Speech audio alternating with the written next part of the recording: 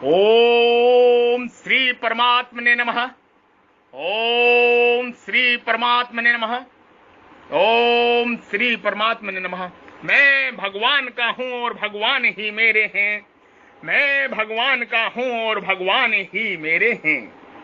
मैं आपकी शरण में हूं भगवान, मैं आपका ही हूं। मैं आपकी शरण में हूं भगवान, मैं आपका ही हूं। मैं आपकी शरण में हूं प्रभु, मैं आपका ही हूं। मैं केवल भगवान का हूं और केवल भगवान ही मेरे हैं। मैं केवल भगवान का हूं और केवल भगवान ही मेरे हैं। मैं केवल प्रभु का हूं और प्रभु ही मेरे हैं। मैं आपकी शरण में हूं प्रभु, मैं आपका ही हूं। मैं आपकी शरण में हूं प्रभु, मैं आपका ही हूं।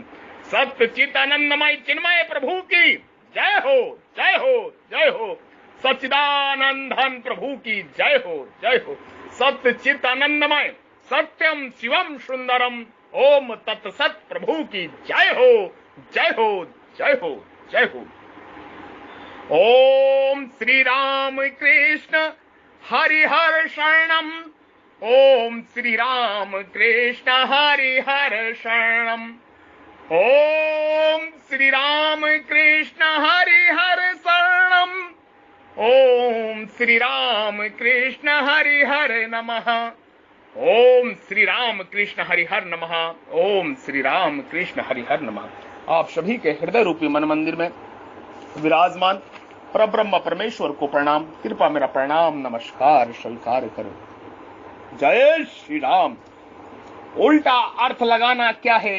भगवान के गुण प्रभाव नाम धाम ऐश्वर्य मधुर्य सुदंद्र आदि का मानना ही नहीं है, इनकी तरफ जाना ही नहीं है। अब कुछ करना है ही नहीं, ना भजन करना है, ना भगवान के गुण प्रभाव लीला आदि सुननी है, ना भगवान के धाम में जाना है या उल्टा अर्थ लगाना। इनका ऐसा उल्टा अर्थ महान अनर्थ करना है। केवल एक भगवान के शरण होने का तात्पर्य है केवल भगवान मेरे हैं, केवल भगवान मेरे हैं, केवल भगवान मेरे हैं, केवल भगवान मेरे हैं, केवल भगवान मेरे हैं, केवल भगवान मेरे हैं।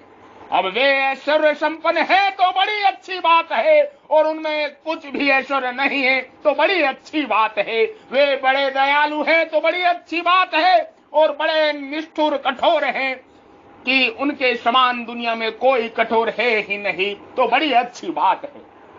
उनका बड़ा भारी प्रभाव है तो बड़ी अच्छी बात है, और उनमें कोई प्रभाव नहीं है तो बड़ी अच्छी बात है। शरणागत में इन बातों का कोई प्रवाह नहीं होती। उसका तो एक ही भाव रहता है कि भगवान जैसे भी हैं मेरे हैं, प्रभु जैसे भी हैं मेरे हैं, ईश्वर जैसे भी हैं मेरे हैं, परमात्मा जैसे भी हैं मेरे हैं। भगवान की इन बातों की परवाह न होने से भगवान का ऐश्वर्य मधुर्य सौंदर्य गुण प्रभाव आदि चले जाएंगे, ऐसी बात नहीं है। हम उनकी परवाह नहीं करेंगे तो हमारी असली शरणागति होगी। हम उनकी परवाह नहीं करेंगे तो हमारी असली शरणागति होगी। जहां गुण प्रभाव आदि को लेकर भगवान के शरण होते हैं, वहां केवल भगवान के शरण नहीं होते, प्रत्युत गुण प्रभाव आदि के ही शरण होते हैं।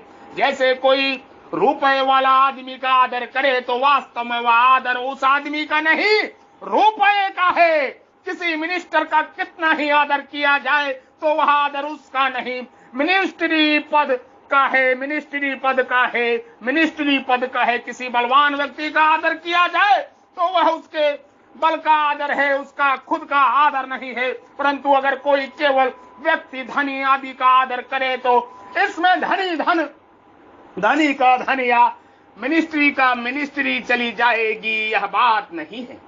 वह तो रहेगी ही ऐसी ही। केवल भगवान के शरण होने से भगवान के गुण प्रभाव आदि चले जाएंगे, ऐसी बात नहीं है। परंतु हमारी सृष्टि तो केवल भगवान पर ही रहनी चाहिए। हमारी दृष्टि तो केवल भगवान पर ही रहनी चाहिए, उनके गुणों आदि पर नहीं। सप्त ऋषियों ने जब पार्वती जी के सामने शिव जी के अनेक अवगुणों, विष्णु के अनेक सदगुणों को वर्णन करते हुए उनकी शिव जी का त्याग करने के लिए कहा, तब पार्वती जी ने उनको यही उत्तर दिया, महादेव गुण भवन विष्णु सकल गुण धाम, जही कर मनुरम जाहि सन तेही तेही सन काम। महादेव अवगुण भवन, विष्णु सकल गुण धाम, जही कर मनुरम जाहि सन तेही तेही सन काम। जय श्री राम।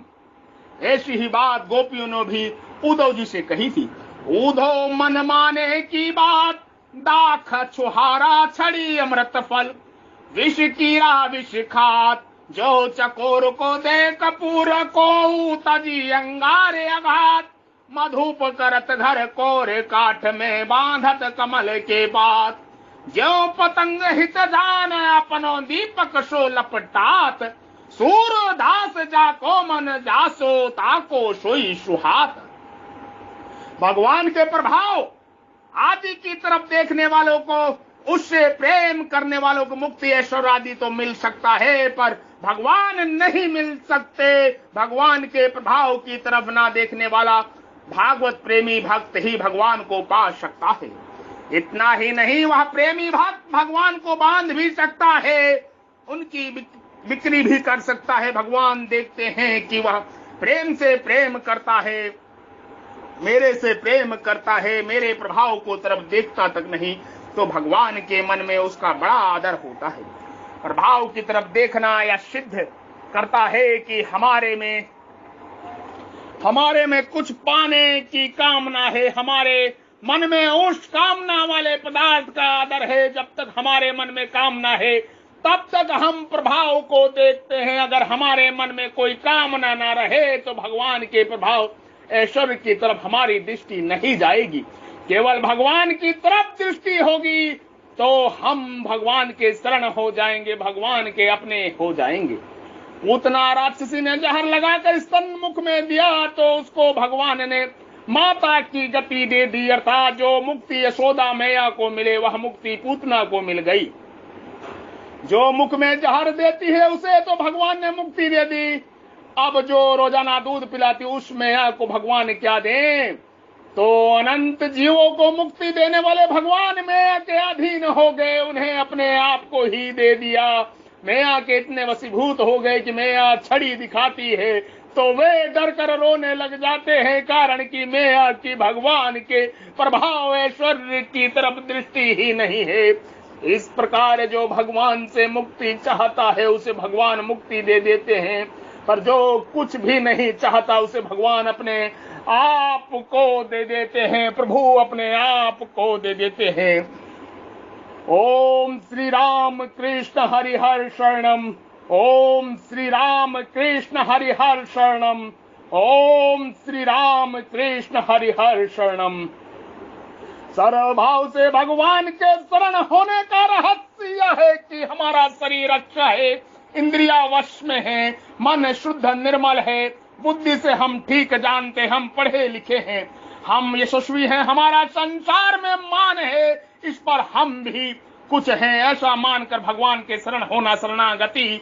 शरणागति नहीं है, भगवान के शरण होने के बाद शरणागत को ऐसा विचार भी नहीं करना चाहिए कि हमारा शरीर ऐसा होना चाहिए, हमारी बुद्धि ऐसी होनी चाहिए, हमारा मन ऐसा होना चाहिए, हमारा ऐसा ध्यान लगना चाहिए, हमारी ऐसी भावना होनी चाहिए, हमारे जीवन में ऐसे ऐसे लक्षण आने चाहिए, हमारे ऐसे आचरण होने चाहिए, हमारे में ऐसा प्रेम होना चाहिए कि कथा कीर्तन सुनने पर आंसू बहने लगे, कंठ गदगद हो जाए, पर ऐसा हमारे जीवन में हुआ ही नहीं तो हम भगवान के शरण कैसे हुए?